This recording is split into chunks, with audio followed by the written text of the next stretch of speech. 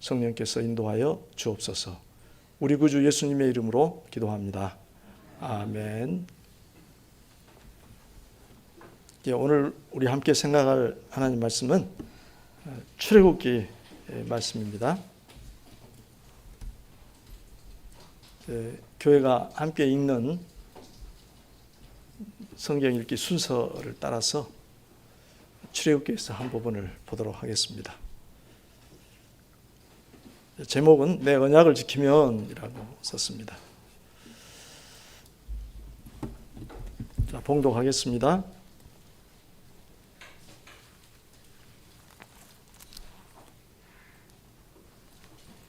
우리 저와 여러분이 번갈아 교독하도록 하겠습니다. 19장 1절 제가 읽습니다. 이스라엘 자손이 애굽 땅을 떠난 지 3개월이 되던 날 그들이 시내 광야에 이르니라.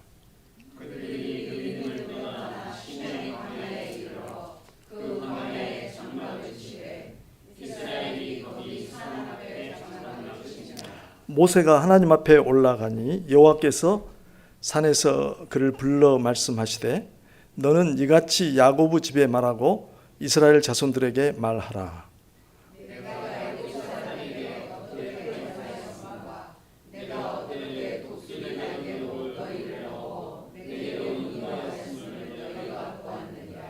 세계가 다 내게 속하였나니 너희가 내 말을 잘 듣고 내 언약을 지키면 너희는 모든 민족 중에서 내 소유가 되겠고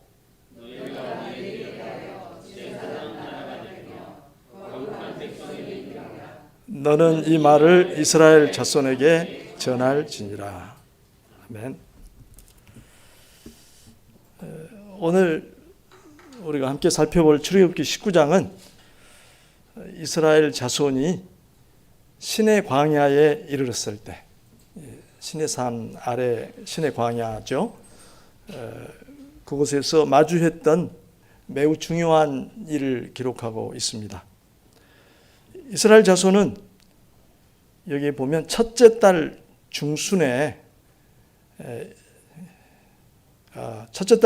이집트를 탈출했고 여기 보면 3개월이 되는 날 시내 광야에 이르렀다고 했습니다.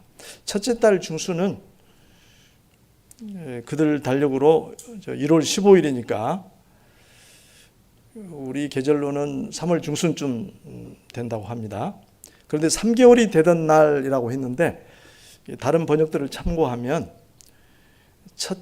셋째 달 초하룻 날이 정확한 것 같습니다.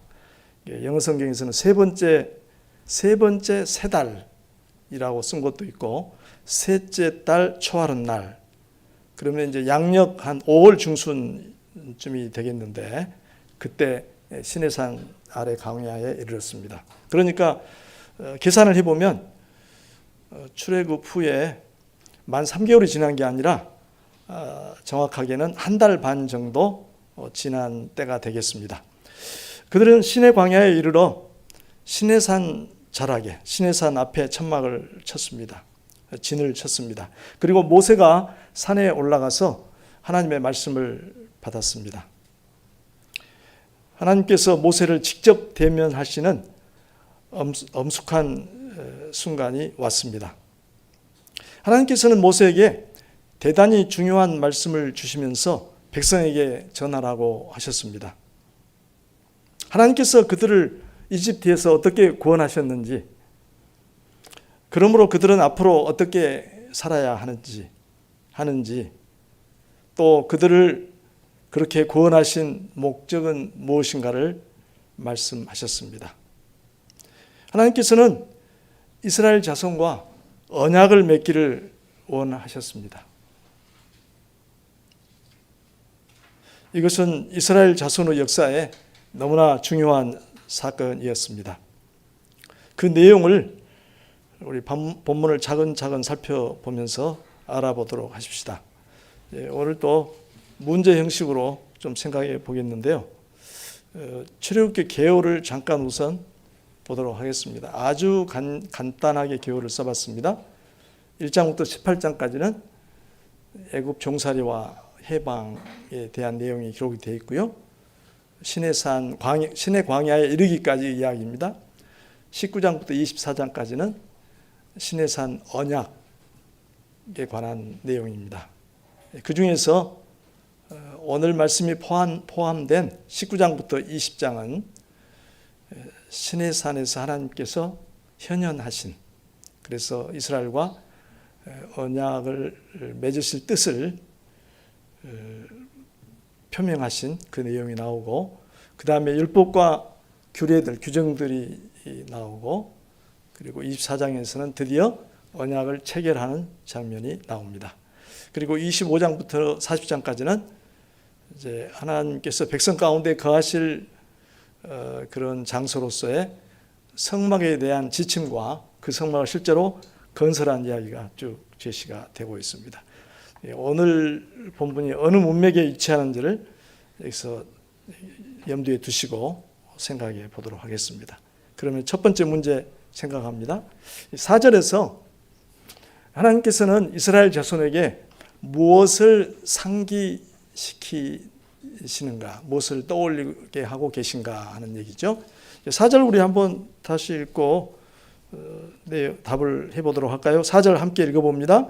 내가 애굽 사람에게 어떻게 행하였음과 내가 어떻게 독수리 날개로 너희를 업어 내게로 인도하였음을 너희가 보았느니라. 너희가 두 가지를 보았다고 말씀합니다. 첫째는 내가 애굽 사람에게 어떻게 행하였음을 보았다. 상기시키고 있죠. 여러분, 너희들 기억나지 않느냐? 여러분이 직접 보았다. 너희가 직접 보았다. 너희는 내가 이집트 사람에게 한 일을 두 눈으로 똑똑히 보았다. 주님께서 애굽 사람들에게 한 일은 어떤 것들이었죠? 그것은 아마 10가지 재앙으로 요약할 수 있을 겁니다. 재앙 한 가지 한 가지가 하나님의 권능의 손이 함께 하시지 않았다면, 개입하시지 않았다면 일어날 수 없는 너무나 두렵고 놀라운 사건들이었습니다. 그 10가지 재앙을 통해서 하나님께서는 바로에게 이스라엘 백성을 놓아주도록 압박을 하셨습니다. 그래도 그는 번번이 자기 말을 어겨가면서, 말을 뒤집어가면서 버텼고, 그러자 하나님께서는 모든 처음 초태생들, 태어난 것들을 죽이시는 그런 재앙을 통해서 마침내 바로를 굴복시키셨습니다. 그 이후에 하나님께서는 홍해를 갈라 이스라엘 자손을 건너게 하시고 추격하는 이집트 군대를 수장하시는 놀라운 일을 행하셨습니다. 백성들은 그 모든 일을 직접 목격하였습니다. 너희가 보았느니라. 주님께서는 너희가 이 모든 일을 똑똑히 지켜보지 않았느냐고 그들의 기억을 되살리고 계십니다. 한 달 전에 있었던 일입니다. 한 달 전까지 있었던 일들이죠. 둘째로 하나님께서는 이스라엘 자손이 무엇을 보았다고 하셨죠? 내가 어떻게 독수리 날개로 너희를 업어 내게로 인도하였음을 너희가 보았느니라. 하나님께서 하신 그 여러 가지를 아주 생생한 비유로 요약하여서 말씀하고 계십니다. 독수리가 그 날개로 새끼를 업어 나르듯이, 독수리가 가장 새들 중에 제왕이라 할 수 있고, 그 크고 튼튼한 날개로 센 바람도 거슬러 가면서 창공을 나르죠. 그 날개 위에 새끼를 실어서 하늘 높이 나르는 모습을 상상해 볼 수가 있습니다. 어미 독수리가 깎아지른 절벽의 바위 틈에서 위험스럽게 파닥거리는 새끼를 안전하게 실어 나르듯이 주님께서는 그렇게 이스라엘을 인도해 내셨습니다. 그런데 거기에 표현을 보면 어디로 인도해 내셨다고 표현되어 있죠?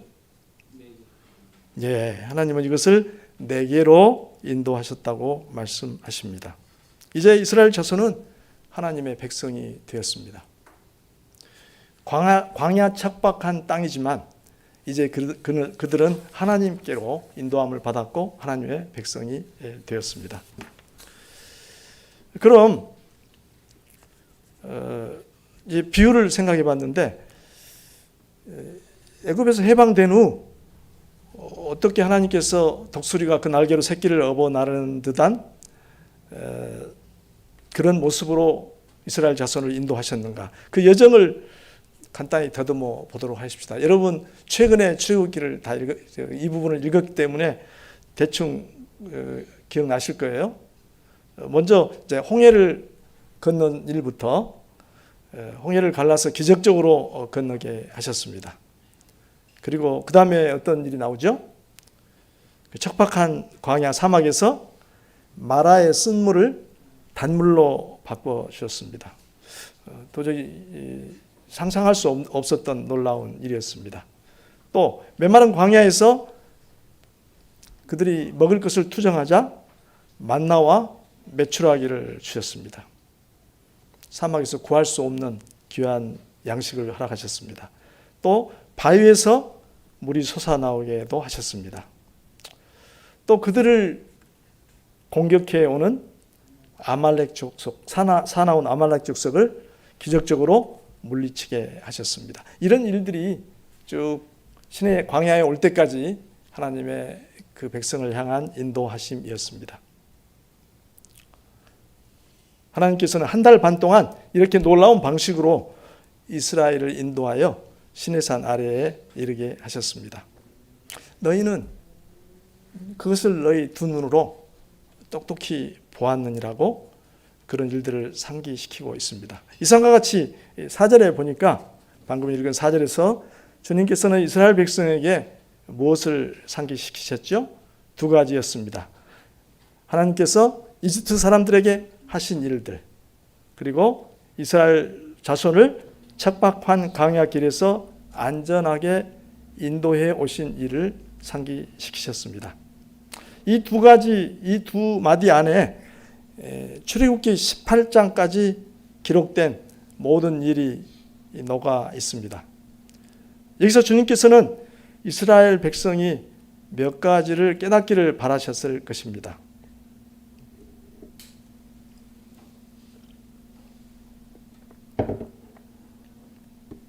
첫째는 하나님께서 주도적으로 그들을 구원하셨다는 것입니다.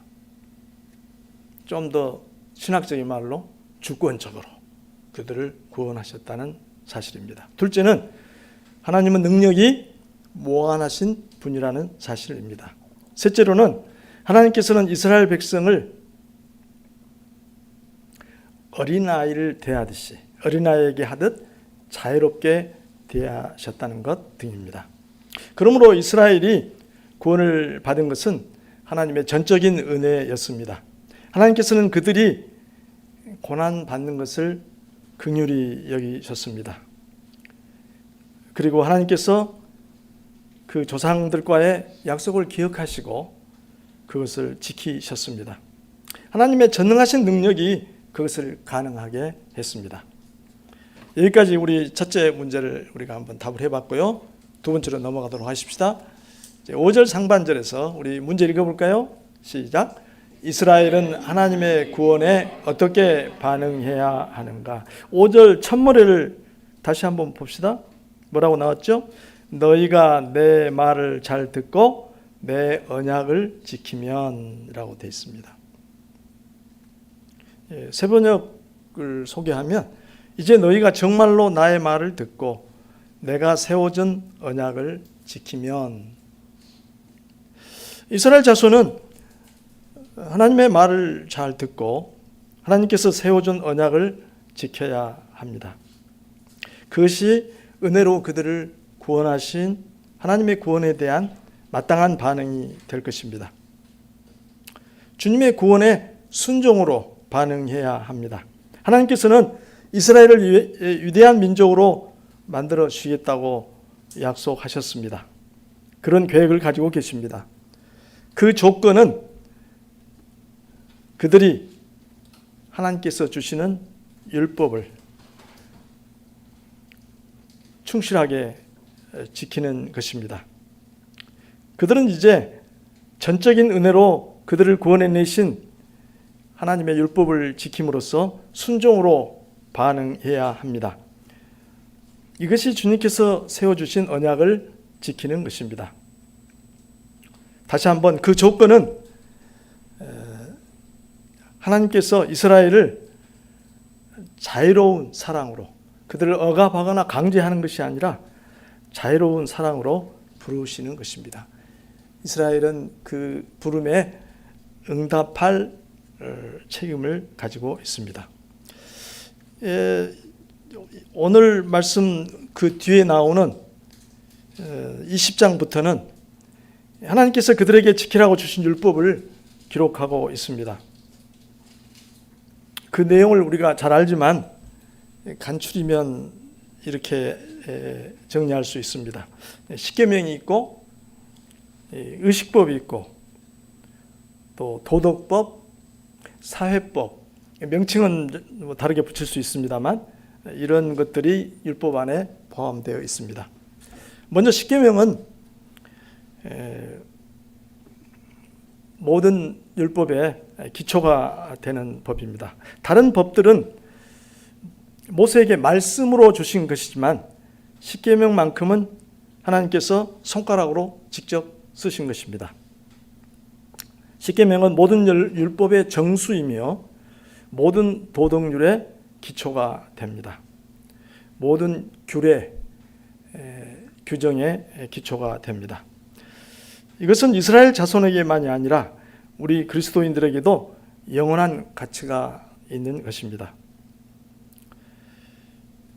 이 십계명에서 이 십계명을 기초로 다른 규례들, 규정들이 다 흘러나왔습니다. 도덕법이 그렇고 의식법이 그렇고 사회법이 그렇습니다. 그 중에 도덕법은 사람이 마땅히 행해야 할 도리를 우리에게 가르치고 있습니다. 의식법은 하나님 앞에서 정결하게 사는 길을 규정하고 있습니다. 이스라엘은 죄에 머물러서는 안 됩니다. 만일 죄가 발생하면 씻어내야 합니다. 각종 의식과 제사를 행하라고 하셨습니다. 그러한 목적으로 성막을 짓게 하시고 제사 제도를 확립하셨습니다. 또 여러 가지 정결 규례와 절기에 관한 규정을 주셨습니다. 물론 이 의식법은 참된 것의 그림자였습니다. 임시적인 것이었습니다. 하나님의 아들 예수 그리스도께서 참 제사장과 제물이 되셔서 의식법의 목적을 완전히 성취하셨습니다. 그러므로 우리는 예수 그리스도의 속죄의 은총을 누리면 되는 것입니다. 사회법이라고 명명한 규례들은 사람들 간에 일어난 일들을 다루고 있습니다. 공평하고 정의로운 사회를 만들라는 것입니다. 한 가지 예를 보면 바로 이 부분에 나오는 22장 1절, 아마 오늘 여러분이 읽은 부분의 그 범위에 속할 텐데요. 이런 말씀이 나옵니다. 사람이 소나 양을 도둑질하여 잡거나 팔면 그는 소 한 마리에 소 5마리로 갚고 양 한 마리에 양 4마리로 갚을지니라.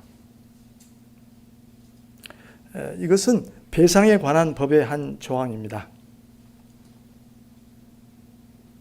남목을 탐내서 훔쳤다가는 손해가 막심합니다. 여기서 알아야 할 점은 이러한 조항들이 모든 문제를 다 다루고 있지는 않다는 점입니다. 또한 이 법 조항들은 이상적인 원칙을 표현하지 않고 몇몇 특이한 실제적인 문제들을 다루고 있습니다.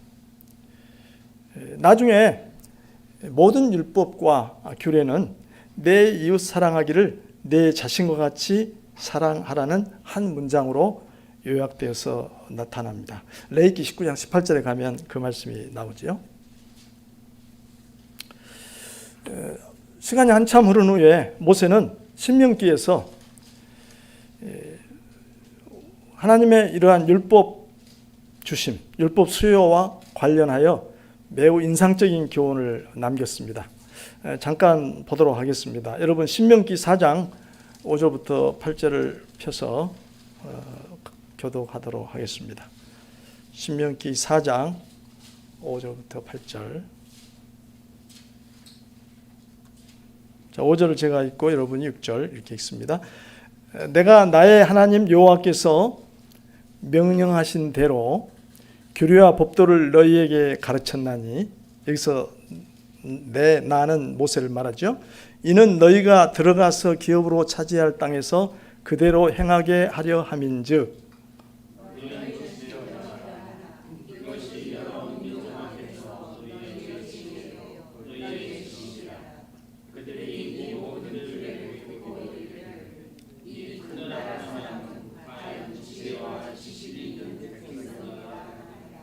우리 하나님 여호와께서 우리가 그에게 기도할 때마다 우리에게 가까이 하심과 같이 그 신이 가까이 함을 얻은 큰 나라가 어디 있느냐. 오늘 내가 너희에게 선포하는 이 율법과 같이 그 규례와 법도가 공의로운 큰 나라가 어디에 있느냐. 그 율법의 의의에 대해서, 그 율법의 탁월함에 대해서 모세는 이렇게 모압 평지에서 백성에게 말씀을 했습니다. 이상과 같이 하나님께서는 이스라엘 자손에게 율법을 주시고 준수하도록 요구하셨습니다. 그것을 언약의 조건으로 제시하셨습니다. 이스라엘 자손은 하나님의 구원에 감사하여 순종으로 반응해야 합니다.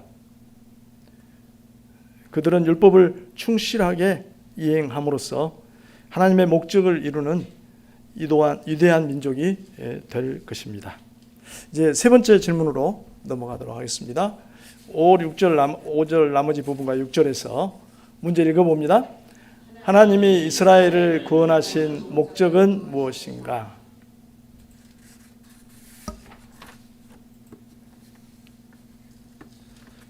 이제 주님께서는 그들을 이집트에서 해방시켜 그분께로 데려오신 뜻을 말씀을 하십니다. 지금까지는 백성에게는 아무것도 요구하지 않으셨습니다. 마치 어린아이를 대하듯 일방적으로 베푸시기만 하였습니다. 그러나 이스라엘 자손은 거기에 머물러서는 안 됩니다. 하나님의 뜻을 받드는 성숙한 민족으로 우뚝 서야 합니다. 이제 하나님께서는 그들을 향한 계획을 말씀하십니다. 그들을 어떤 민족으로 만들겠다는 뜻을 얘기하십니다. 그것을 세 개의 어구로 표현하셨습니다. 우선 5절 끝에 뭐라고 표현하셨죠? 모든 민족 중에서 내 소유가 되리라고 하셨습니다. 이것을 다른 번역에서는 내 소유란 말, 다른 번역에서는 나의 보배로운 소유물 또는 나의 보물이라고 했습니다. 여러분 보물이 뭐죠? 여러분 보물이 있으세요? 뭔가 보물이 있겠죠? 보물이란 막대한 가치가 있는 개인 물품입니다. 그런데 여기서 그 보물이라고 보물의 그 특별함, 보물은 참 특별한 물건이죠. 그 특별함은 부모가 자식을 아끼는 것에 빗댈 수가 있습니다. 아마 통틀어서 부모들의 가장 아끼는 보물은 자식일 겁니다. 물론 배우자가 더 보물이겠죠. 우리가 보물 할 때 떠올릴 가장 그 의미를 생생하게 느낄 수 있는 그런 생각은 바로 부모가 자식을 생각하는 것에 빗대어 보면 될 겁니다. 세계의 많은 민족 가운데 하나님께서는 이스라엘 민족을 가장 아끼는 민족으로 삼겠다고 하십니다. 그것이 이제 내 소유가 되겠고라는 이야기입니다. 이 점은 하나님이 다스리는 모든 민족 가운데서, 모든 민족은 하나님이 통치하에 있죠. 그 가운데서도 이스라엘 자손을 구별해 줍니다. 구별해 줍니다. 그러므로 내 소유가 되겠고 하는 이 말씀, 이 억구는 세 번째 억구인 거룩한 백성과 매우 긴밀한 관계가 있습니다. 거기 뭐라고 그랬죠? 거룩한 백성이 되리라. 그랬죠? 거룩한 백성이 되리라. 첫 번째, 내 소유가 되겠고 하는 말과 긴밀한 관계가 있는 표현입니다. 거룩한 백성이란 하나님 앞에 정결함과 하나님에 대한 섬김으로 구별된 나라를 뜻합니다. 만일 이스라엘 자손이 거룩한 백성이 된다면 이스라엘 자손은 열방에 하나님의 거룩한 모습을 보여주게 될 것입니다. 나머지 한 억구가 남았는데 뭐가 남았죠? 6절 첫 번째 첫 부분에 내게 대하여 제사장 나라가 되며, 제사장 나라에 대해서 생각해 봅시다. 우선 제사장은 무슨 일을 하는 사람이죠? 하나님의 뜻을 사람들에게 선포하고 사람들을 위해 기도하고 사람들을 대신해서 희생 제사를 드리는 사람입니다. 제사장 나라라는 말에 두 가지 의미를 생각해 볼 수 있겠습니다. 이스라엘 자손은 제사장이 백성을 대신해서 하나님을 섬기고 하나님을 대신해서 사람들을 섬기는 그런 특징을 가진 나라가 될 것입니다. 제사장이 백성을 대신해서 하나님을 섬기고 하나님을 대신해서 그 제사장이 사람들을 섬기는 특징을 가진 나라, 그런 의미의 제사장 나라입니다. 이스라엘 백성은 권력에 의존하는 정치인들이 아닌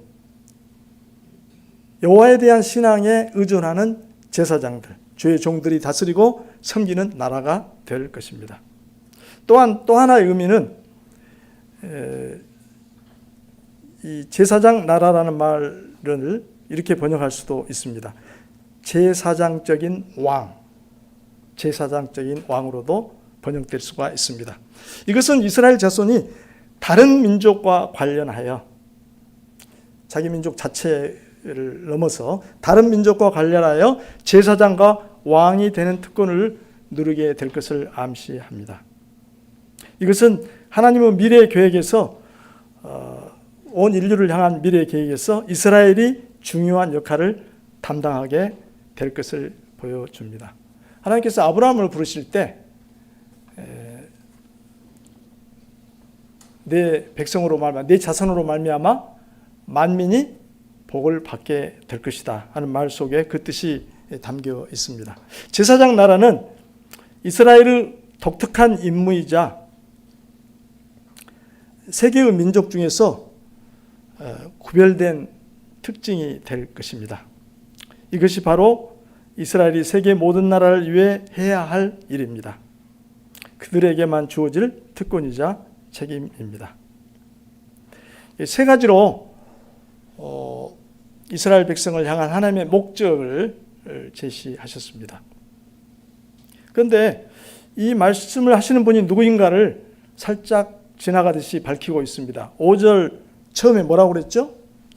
세계가 다 내게 속하였나니 라고 하셨습니다. 그렇습니다. 온 세상의 창조자요 주인이신 분의 말씀입니다. 세상에 어느 것 하나 그분의 것이 아닌 것이 없습니다. 이스라엘 자손은 우주의 주인이신 하나님과 독보적인 관계를 누리는 민족이 되는 것입니다. 얼마나 가슴 벅찬 말씀입니까? 그러나 이것은 곧 우리에게 하신 말씀이기도 하다는 것 우리가 기억해야 할 것입니다. 이제 그래서 내용을 쭉 이렇게 한번 살펴봤는데요.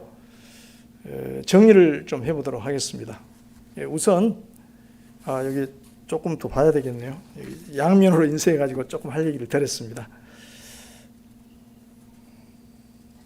세 번째 질문으로.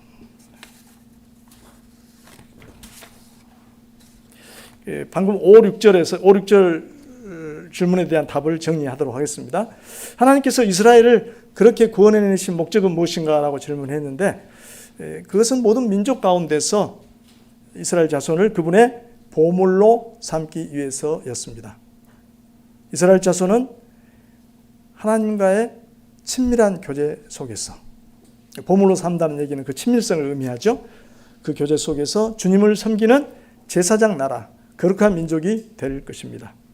이스라엘 자손은 우주의 주인이신 하나님과 더불어 다른 어떤 민족도 누리지 못하는 특별한 관계를 갖는 민족이 될 것입니다. 정말 엄청난 일입니다. 그들이 이미 하나님이 어떤 분인가를 경험했기에 이러한 약속은 더욱 놀라울 수밖에 없었을 것입니다. 하나님께서 이스라엘 자손을 그 권능으로 공을 들여서 구원하신 것은 이와 같은 원대한 목적 때문이었습니다. 하나님께서는 이 말씀을 백성에게 전해주라고 모세에게 명령하셨습니다. 이스라엘 백성은 하나님께서 그들을 구원하신 목적을 잘 알아야 했습니다. 그것이 그들의 정체성이기 때문입니다. 우리 그리스도인들 또한 그런 이치에 있습니다. 이 말씀은 그리스도인의 위치, 정체성과 관련하여 신약 성경에 다시 나타납니다. 여기 베드로전서 2장 9절을 화면에 실었는데요. 한번 읽어보도록 할까요? 읽어봅니다. 그러나 너희는 택하신 족속이요 왕같은 제사장들이요 거룩한 나라요 그의 소유가 된 백성이니 이는 너희를 어두운 데서 불러내어 그의 기이한 빛에 들어가게 하신 이의 아름다운 덕을 선포하게 하려 하심이라. 우리를 부르신 목적을 뒷부분에서 얘기하신 대로 이렇게 아름다운 어구로 축약해서 잘 표현을 했습니다. 그의 기이한 빛에 들어가게 하신 이 아름다운 덕을 선포하게 하려 하심이라. 이스라엘 자손이 하나님 앞에서 제사장 나라로 구별된 위치에 서게 된 그 목적이 우리 그리스도인들에게 어떤 모습으로 나타나야 되는가 하는 것을 잘 묘사하는 어구입니다. 이제 말씀을 정리하도록 하겠습니다. 하나님께서는 모세를 불러 이스라엘 자손과 언약을 맺으실 뜻을 전하라고 하셨습니다. 하나님께서 백성과 맺으실 언약에 관련된 사항은 아래 4가지로 요약될 수가 있습니다. 자, 읽어봅니다. 첫째, 이 언약은 하나님의 주도적 행위에 기초하고 있다. 하나님께서는 이스라엘 자손을 당신의 백성으로 삼기 위해서 큰 독수리처럼 개입하셔서 이집트에서 데려오셨습니다. 하나님께서는 조상들과의 언약에 따라 그들을 구원하셨습니다. 두 번째, 읽어봅니다. 이스라엘은 언약 율법을 지킴으로써 순종으로 반응해야 한다. 하나님께서는 이스라엘 자손에게 언약의 조건으로서 율법과 규례들을 주실 것입니다. 그들의 순종은 구원의 조건이 아니라 이미 주어진 구원에 감사하는 것입니다. 세 번째, 읽어봅시다. 이 순종의 보상은 하나님과의 더 깊은 교제가 될 것입니다. 이스라엘 자손은 마치 왕관에 박힌 보석 같은 하나님의 값진 소유가 될 것입니다. 그들은 모든 민족 중에서 하나님께서 하나님과의 가장 친밀한 관계 속에서 존재하게 될 것입니다. 네 번째, 읽어봅니다. 이스라엘은 모든 나라를 향하여 제사장 역할을 하게 될 것입니다. 이스라엘 자손이 하나님과 누리는 특별한 관계는 모든 민족에게 유익이 될 것입니다. 제사장은 하나님의 뜻을 선포하고 사람들을 위해 기도하고 그들을 대신하여 희생 제사를 드리는 일을 합니다. 이것이 바로 이스라엘이 다른 나라를 위해서 하는 일입니다. 끝으로 오늘 말씀이 우리에게 주는 교훈을 좀 더 손에 잡히는 교훈을 2가지 생각해 보도록 하겠습니다. 읽어봅시다. 우리가 어떻게 구원을 받았는지 자주 상기하자.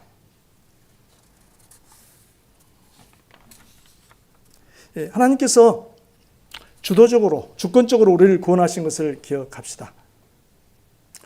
인간이 누릴 수 있는 가장 소중한 복인, 절대적인 복인 구원은 하나님의 일방적인 행동입니다. 하나님께서 하나님의 대가 없이 거저주시는 은혜의 선물입니다. 하나님께서는 어쩔 수 없는 우리를 무한하신 능력으로 구원하셨습니다. 이스라엘 자손은 하나님께서 그들을 어떻게 구원하셨는지 상기할 필요가 있었습니다. 그것은 우리가 기억할 이야기이기도 합니다. 그러나 우리는 더욱더 상기할 사실이 있습니다. 그것은 그리스도께서 우리를 구원하시기 위해서 하신 일입니다. 주님께서는 잃어버린 우리를 찾아 구원하시기 위해서 자기를 희생하셨습니다. 우리는 자주 이 사실을 상기해야 할 것입니다. 주님께서 우리에게 성찬식을 거행하라는 목적도 여기에 있습니다. 두 번째, 읽어봅시다. 하나님이 우리를 구원하신 목적을 늘 생각하자. 하나님께서는 이스라엘 자손에게 율법을 주셨습니다. 그들은 하나님께 순종함으로써 특별한 민족이 될 것이었습니다. 우리 그리스도인도 마찬가지입니다. 하나님께서 우리를 은혜로 구원하신 목적은 그분의 거룩한 백성이 되게 하시려는 것입니다. 바울은 우리가 선한 일을 위하여 지으심을 받은 하나님의 작품이라고 했습니다. 그러므로 단지 천당 가고 마음의 평안을 얻으려고 믿는 것은 아닙니다. 우리는 날마다 주님의 말씀에 순종함으로써 우리를 향한 주님의 목적을 성취하는 삶을 살아야 하겠습니다.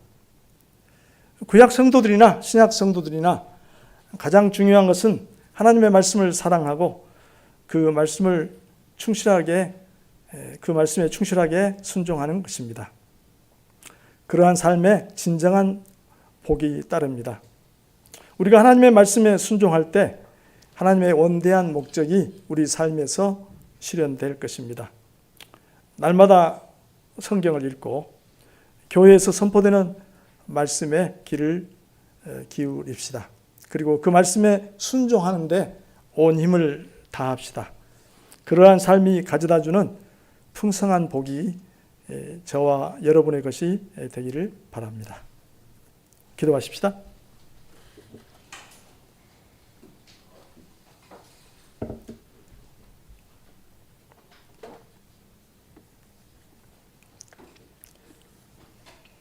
자비로우신 우리 하나님, 주님의 귀한 말씀에 감사드립니다. 주님께서 시내 광야에서 모세더러 이스라엘 자손에게 전하라고 하신 말씀이 생생하게 들려오는 것 같습니다. 저희가 하나님의 은혜로 어떻게 구원을 받았는지 늘 상기하게 해 주십시오.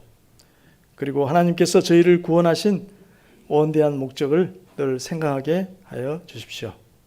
그리하여 저희를 구원하신 하나님의 뜻이 저희 가운데 이루어지게 하여 주십시오. 예수 그리스도의 거룩하신 이름으로 기도합니다. 아멘. 예, 찬송가